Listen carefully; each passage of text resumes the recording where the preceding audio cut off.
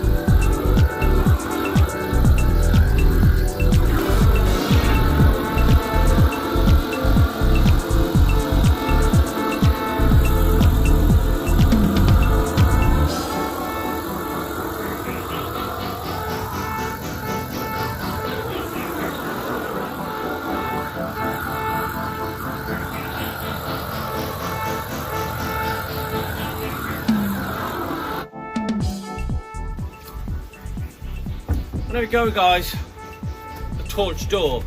Now, when you do torch the wood, do be careful, because it's very easy to start a fire, or, you know, I've been doing it a long time, so I've got a lot of experience in using the torch.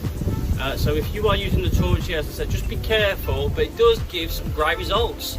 Once it's cooled down, if you wanted to, you could still put a clear varnish on it and really bring out the grain, or a linseed oil, but I'm not going to do any of that. I'm just going to leave it as it is and put the door on, because once you char the wood, it adds a protective layer onto the wood, and yeah, and it just looks awesome. So give it a go, guys.